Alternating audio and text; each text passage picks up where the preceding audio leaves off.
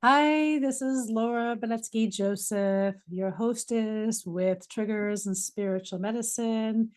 And today we have a special treat. We have Mari Okazaki with Jikiden Reiki. She's a Jikiden Reiki teacher.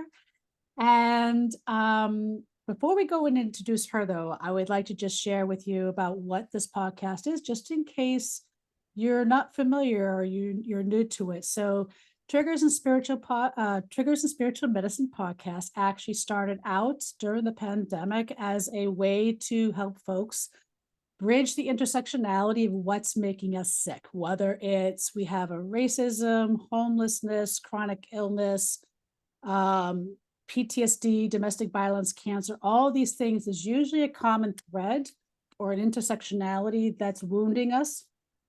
And that's kind of the thread that kind of hold that we address. And then we provide you some actionable steps or the spiritual medicine that can help you address and heal with those issues. And usually share 3 tips that you can do today to put those steps in place. And today I'm just so honored. Mari comes with so much wisdom, so much beauty in her grace and presence and her teachings. And I'm going to let her introduce herself just so you get to feel her, see her, and but welcome, Mari. I'm so happy you're here. So tell our folks a little bit about yourself and how you got into Reiki, so to speak. Okay, well, thank you for having me. Yes, my name is Miri Okazaki, and I was born in Canada, raised in Japan, and lived in Canada for 23 years, and now I'm back in Japan. So, and I teach Jikiden Reiki, and I'm teaching as a Daishihan, so I teach practitioners, and also I teach the teachers as well. Yes, And and And what led you, how did you learn about Reiki? I mean, especially coming from both cultures, right? Like there's little nuances and differences between living in Japan and living here in the West or in the Americas, right? So how did you discover Reiki and what led you down the Reiki path? Yes, I this is something I always talk when I teach class and part of my story. So it probably started when I was 4, and when my father died at the young age. He was 39, and he had a high fever. It wouldn't go down for 3 days. So my mother took him to the hospital, and the doctor gave him medicine, and he had the allergic reaction to that medicine and then passed away in 10 days. So it was basically a medical accident, and that's how he lost his life. And at the same time, my mother was a cooking teacher and also the nutritionist. So she raised us. I have two other older sisters, but she raised us as you eat well at home and laugh a lot and look after yourself at home, so we don't have to completely rely on a Western medical system.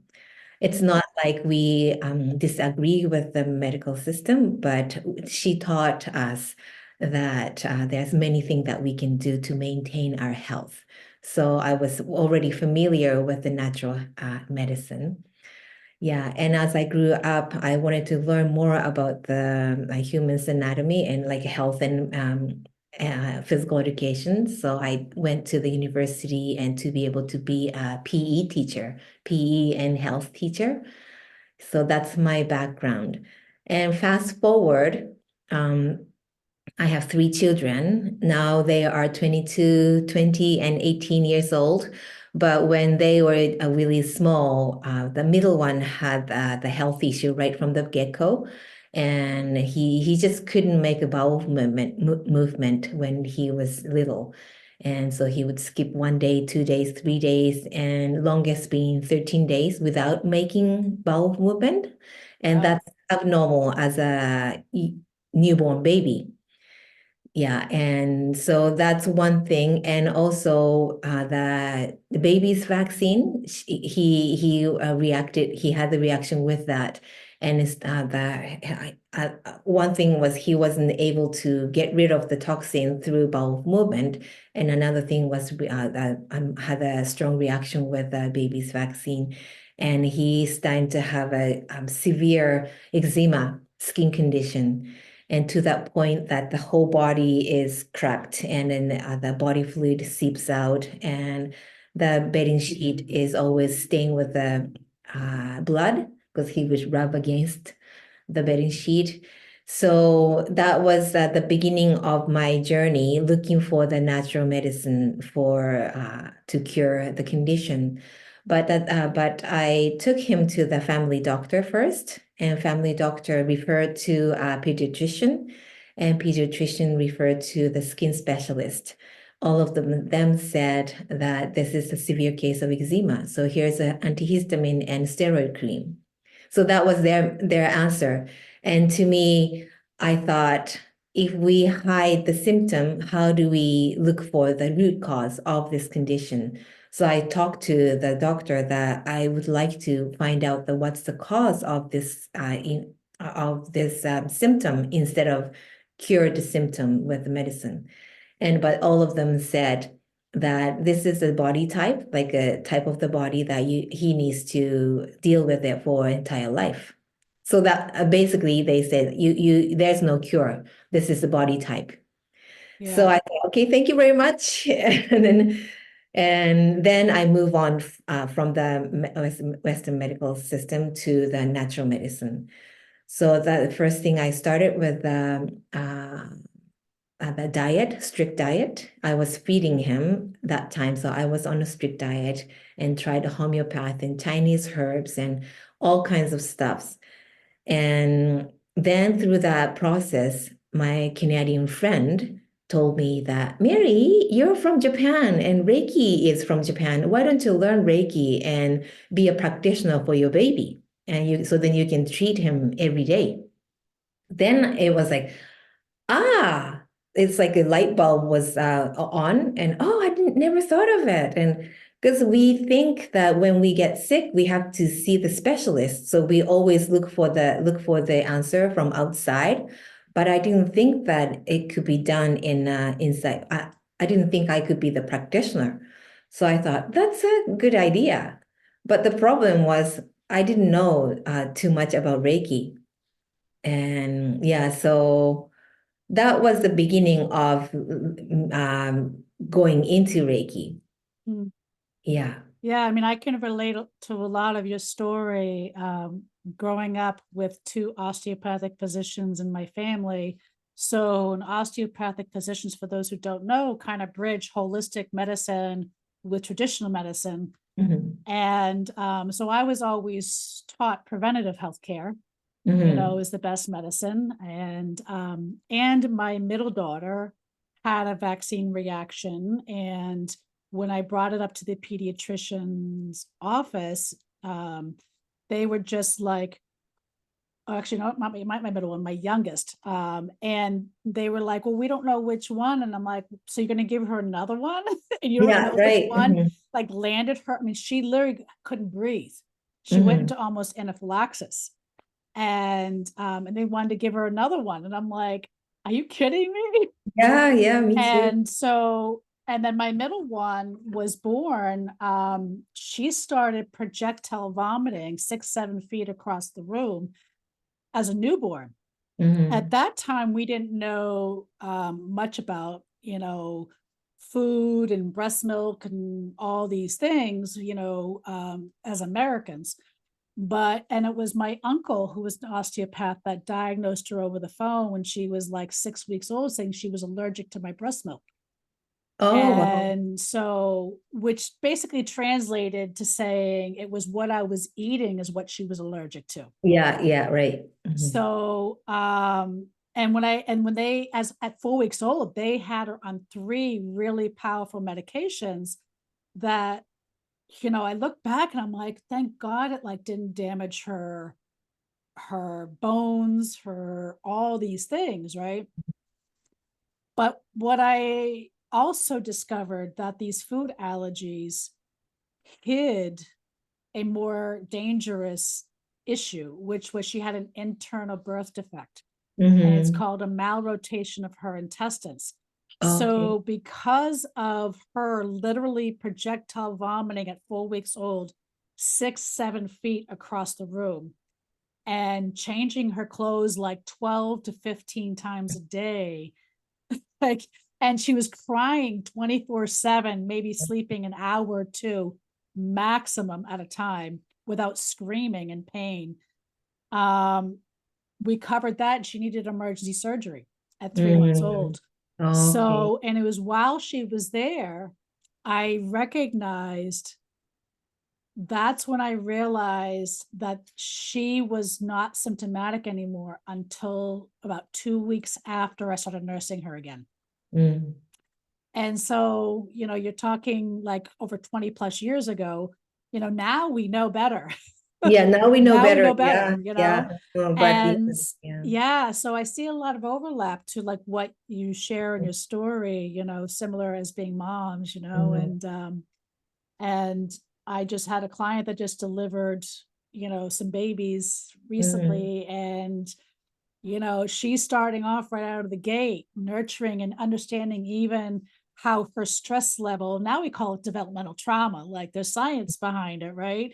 Yeah. Understanding developmental trauma, because if mom is stressed and she's trying to work and she's trying to support herself and she's constantly stressed out or chronically sick, chronically on a lot of medications, that we don't realize how much that actually impacts the babies, Mhm. Yeah.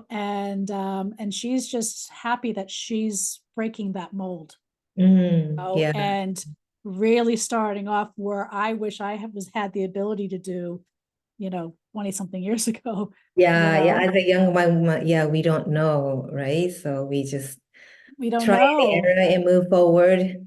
Yeah, but we learn as we go and then we teach others. So Yeah. tell me, what was when you learned Reiki, what was something that really resonated? Like, what was your kind of like aha moment for you in the beginning? Like, what? Yeah. So, Good. yeah, so when I was introduced to Reiki, the first thing I thought was okay, I thought, okay, I don't want to get into the cult religion. There's many cult religion in Japan. It's like really weird ones. So I thought Reiki is one of those to start with because of the kanji, the character. It's written like we could read as a ghost energy. So I thought, what is it, right?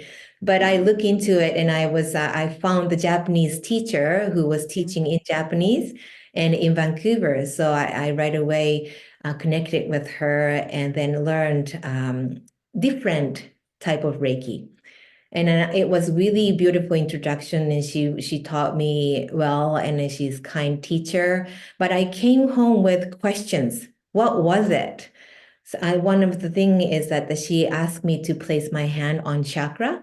And the chakra, I've never heard of that word before. So I thought, what is it? And I said to her that, how do you write in kanji, which is Japanese characters?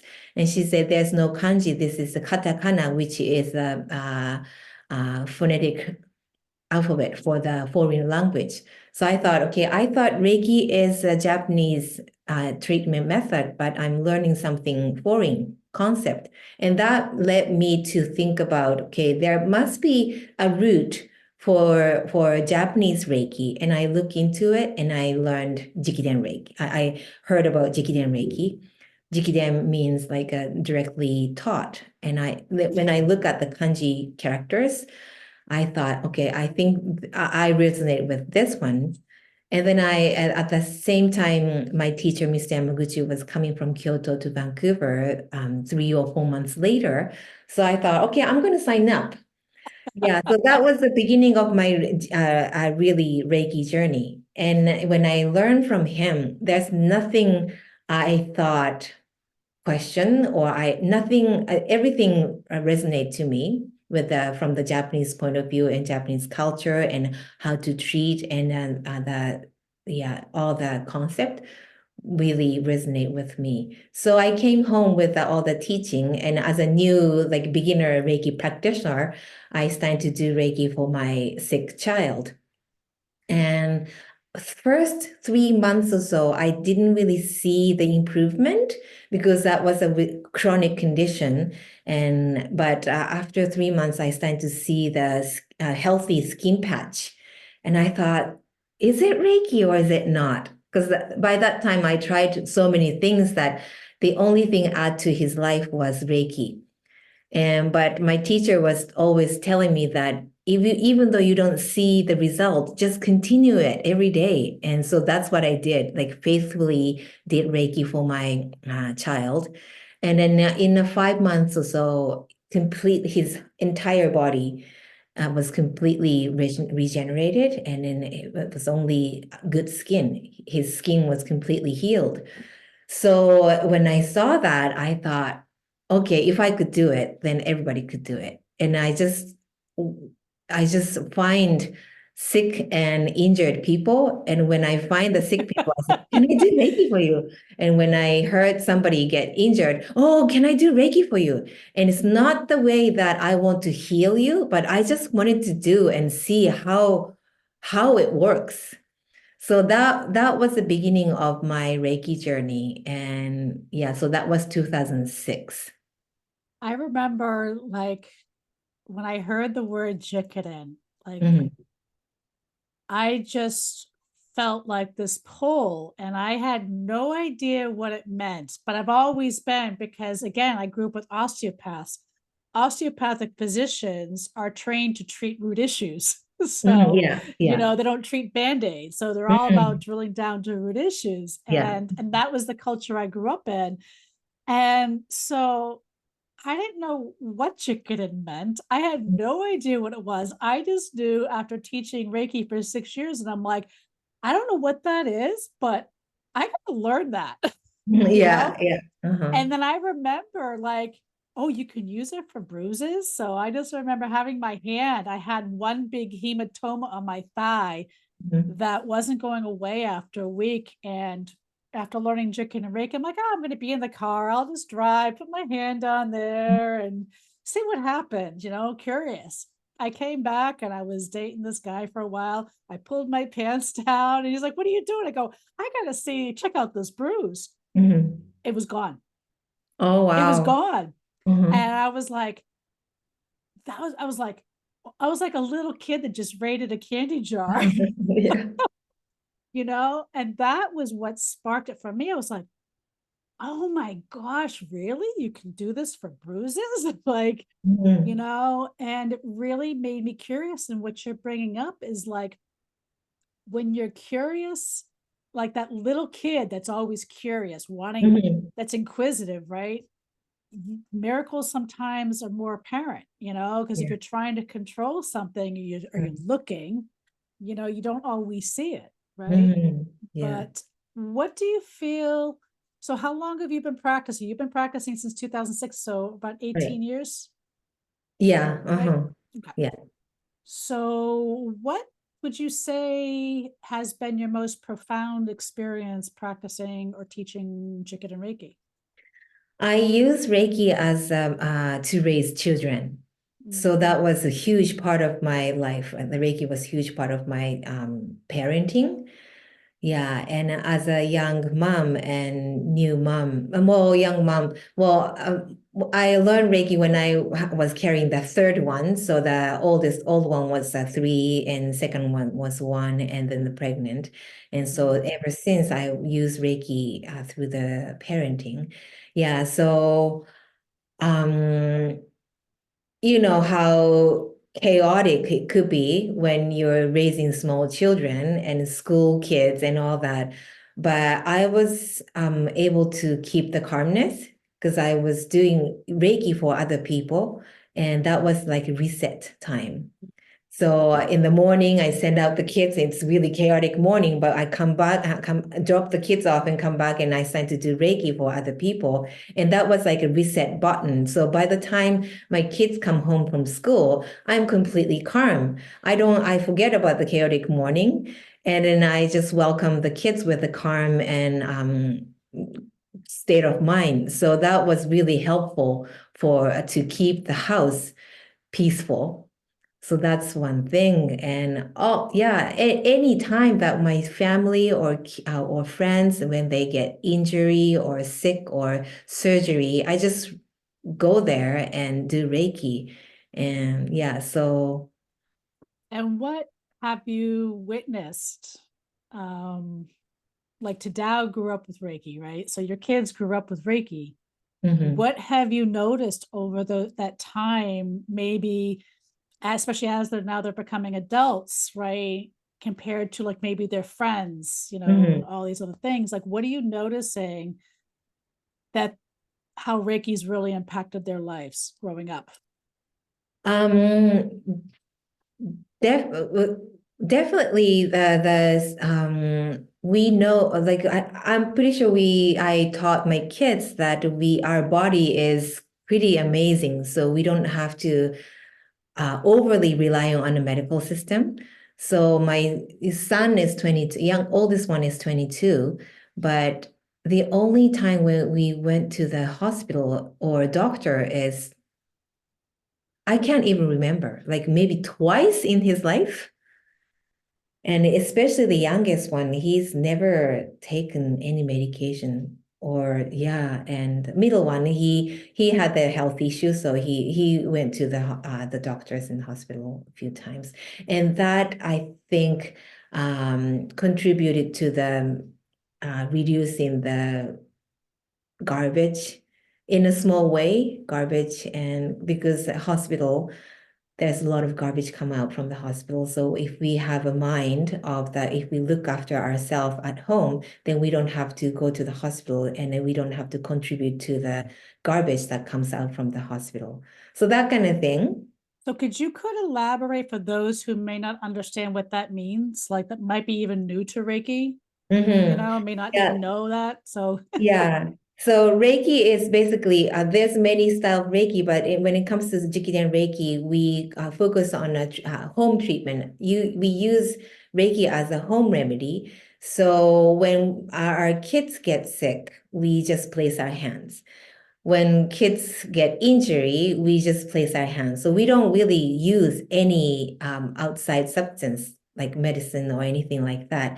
And so that if many people could do that, then we don't have to rely on a hospital. And there's a lot of garbage come from the hospital, which is like tubes and gloves and bags and masks and all like shields and all kinds of stuff. But when and that goes to the earth and it doesn't break down. It's just the garbage that's contaminating our earth. So that's a physical garbage. But another garbage is a chemical garbage, which is the unnecessary. There's a medication that we need to use, but unnecessary overuse medication that goes through our body and it goes out through the elimination, but that goes to the um, purification plant, but that doesn't break down, right? It goes to the river and goes to the ocean. Now we are detecting the uh, antidepressants or antibiotic from the fish that we are eating, which is a result of the human that's contaminating our earth.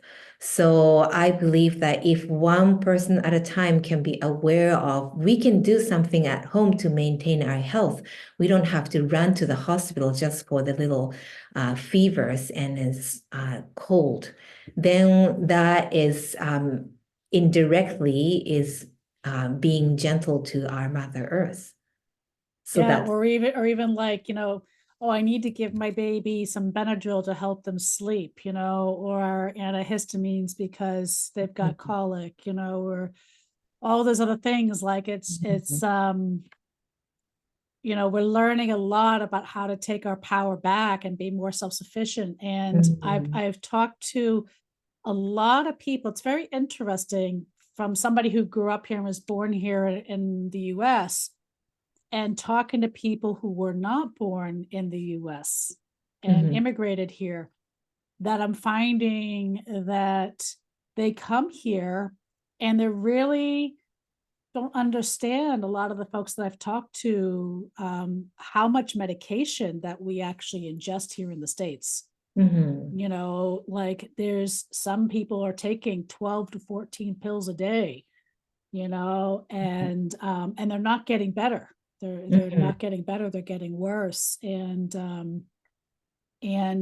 there's a yeah, I mean, we can go down all these little tangents, but you know, do you have, I mean, how did Reiki come into play, by the way, and your decision to move back to Japan? Yeah. So Japan, by the way, Japan's the same too. There's a lot of people, a lot of hospitals and yeah, a lot of people are relying on the medication. So there's yeah, there's no difference Yeah. compared to US. But how I started to think about moving back to Japan is definitely with the COVID, right? The Mm, COVID and in United States too, probably, but in Canada, it was really difficult with a lot of strange restrictions and you can't do this, you can't do that, and all that. And first 3 months was completely like homebound. You're not allowed to go out and things like that. That made me realize that, you know what? I have to do something that I want to do when I'm alive, like when I have a physical and emotional ability. I'm turning 53 this year, but when I started to think about it, I was just turning 50 around that time. And I thought, you know what? I'm still healthy and mentally, emotionally, and physically have a capability of doing one more adventure. And then I thought, I want to leave something for my sons, that I'm Japanese and my husband's Canadian. So I want to leave something behind from the Japanese point of view, which was to experience living in Japan. And also I wanted to try teaching Reiki in Japan too. Yeah, and the reason is that Japan is more closed with natural medicine.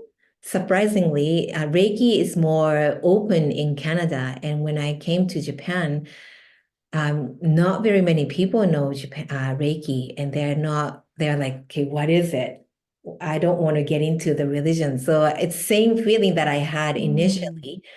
So I thought, no, I want to teach this, especially Jikiden Reiki, because Jikiden Reiki has a lot of old Japanese culture intertwined in the teaching. So I wanted to leave this old Japanese culture for Japanese people, so then it can pass down in generations.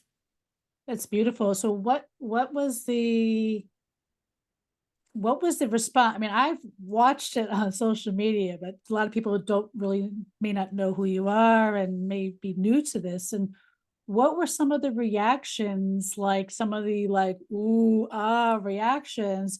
And then when they finally said yes, what what pivoted, you know, and how did they pivot?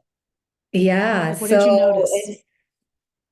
I taught three type of people, right? Well, I started to teach Reiki in Canada, so the Canadian people who doesn't know Japanese culture. And when I taught Reiki, they're like, "Wow, healing! Wow, this is amazing!" So it's like more excitement.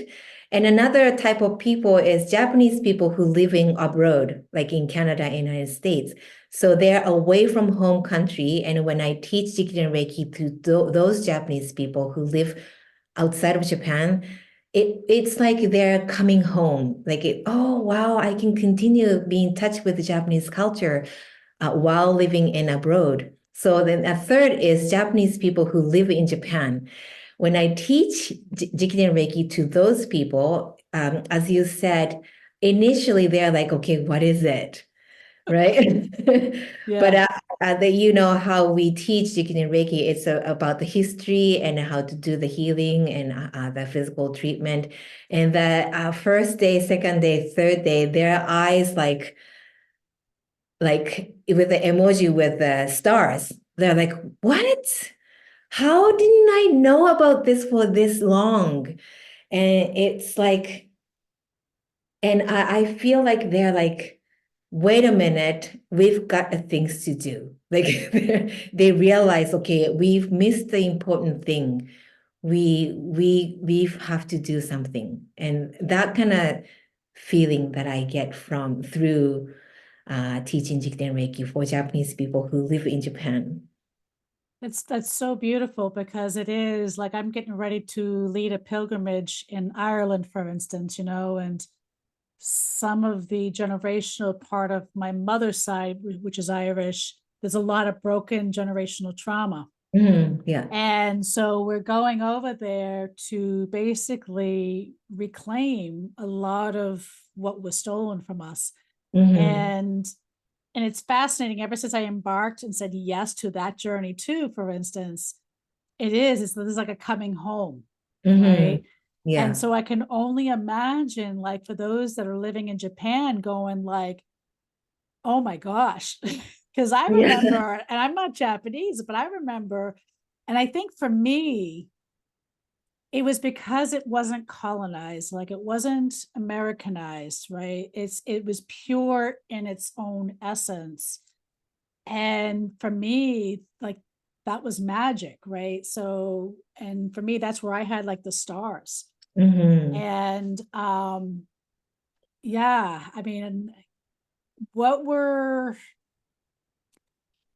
how were people able to say yes if they were skeptical?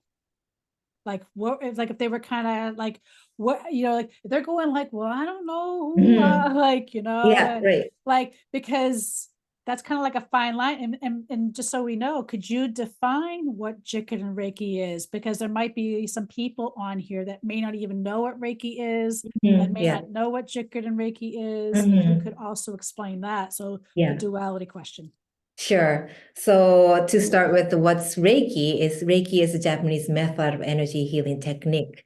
So basically, when we place our hands as a practitioner, when we place our hands, we become the conduit between the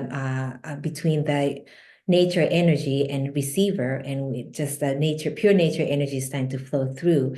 And then receiver's body is the one that recognize, okay, good things coming in.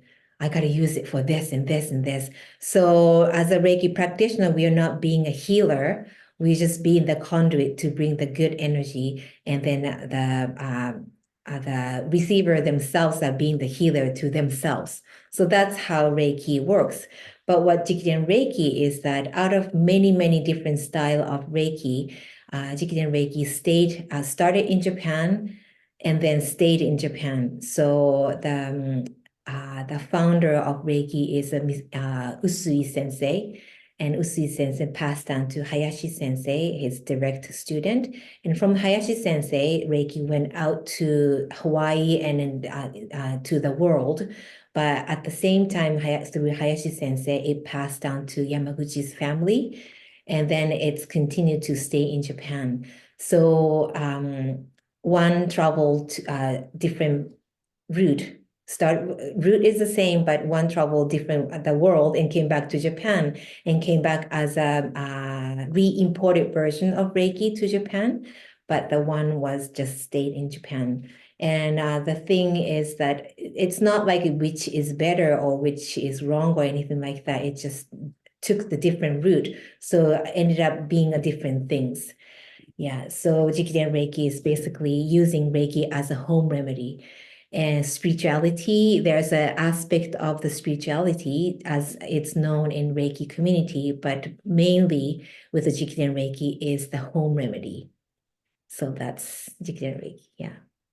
That's beautiful. That's beautiful. And so now the other part of the question is for those that were kind of going like, ooh, is this like a cult, right? Yeah. And Mhm. how did they go from that reaction to saying, I want to learn this? So like Yeah. what was it that changed their mind to be open to Mhm. actually want to learn? Yeah, so I did a try and error since I came to Japan. It's only 10 months ago, but at the beginning, I was talking about Reiki constantly. And then I didn't get a response because they wanted to keep the distance. The more I talk about Reiki, the more the far people go away. So I thought, okay, wait a minute, it's not reaching. So I started to talk about myself And then I think that was the pivoting moment because I started to talk about myself and relation with the Reiki. And approach that I took was if I build the trust with the people about me, then they might want to listen to what I talk about. And then once the trust is built, then this is what I do. And Reiki is a huge part of my life. And then I started to talk about how Reiki works. And I don't talk about spirituality as common in Reiki community, but I talk about this is important. We live with our body, and why don't we learn about the body? Right? And why don't we learn about how to maintain our body? Because this is our life. Our body is alive. And then I started to talk about Reiki is anyone can learn. You can do anytime and you don't have to memorize anything. It's nice and safe. There's no mistake, no running out, no sold out. And then once you learn, it's a lifetime skill. Why don't you learn it? Right? There's nothing to lose, but just to gain. And so that was a pivoting point. And yeah, so That's I, beautiful. mm, Yeah, I mean, I know like for me, I think sometimes I forget. I can't wait to come to Japan. But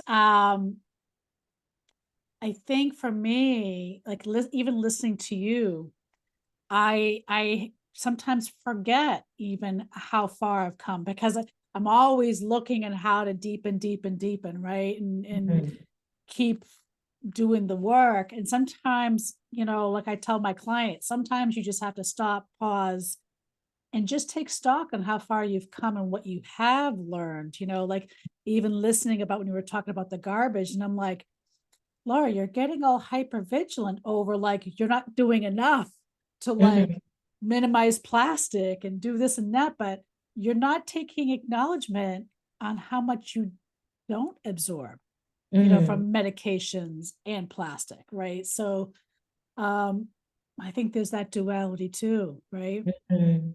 Yeah. So, what would be three things that you would say to folks, whether they're interested in Reiki or not interested in Reiki, that they could probably do today, you Mhm. know, um, to maybe take stock and take charge their health?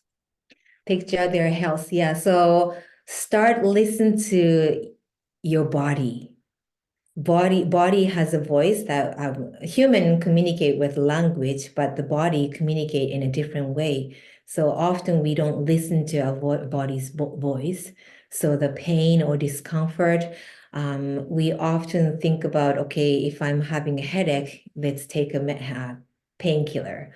Or if, yeah, but that's the voice from the body. So start listening to the body's voice. I feel it's important.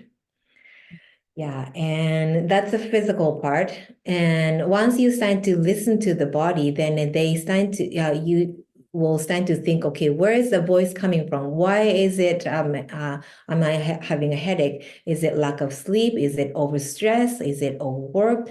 Is it from the hormone? And then once you start to do that, then you are communicating finally. Your mind and body is communicating. And that's the first step of the healing, I believe. Yeah, so that's one thing. And living in the moment, just like it says that Kyodake wa is like just for today. It's a main teaching of Reiki, but living in the moment is really important because our body will die at the end. You never know. We never know if we're going to die tomorrow or maybe 20 years ago. And yeah, so if you're living, then you live in the moment, right? Then when you die, you feel like, oh, that was a great life. I really feel that I don't want people to think that I want to die and die, or I don't want to die and die. The feeling needs, I believe the feeling needs to be, oh, that I live fully. I'm okay now. I'm really content. Then you can graduate from this earthy life. Yeah, to do that, you always living in the moment. Yeah. Beautiful, beautiful. Yeah, I mean, and if somebody was curious and they wanted to learn more about how to work with you, either work with you or study with you, how would they go to find you? How do they go find me? I'm all over on social media. So if you type Mary Okazaki Jikiden Reiki, you probably could find some way. I have Instagram, Mary dot Okazaki, and a Facebook, Mary Okazaki 22. I have a website. It's called Jikiden Reiki with Mary.com. So that's my website. Yeah, and then I'm totally open to talk to strangers. So if somebody message me through Facebook or Instagram, I'm always respond. Yeah. Well, thank you so much for joining us, Mary. You're always such a pleasure to always chat with. Um, much gratitude. Thank you very much. And for those listening, please make sure you share, like, comment, leave your feedback. That would be great. If you really like our podcast, please subscribe. And if not, become a Patreon member and help support our sacred activism work. And until next time on Triggers and Spiritual Medicine, we're signing off. Have a great day. Thank you very much.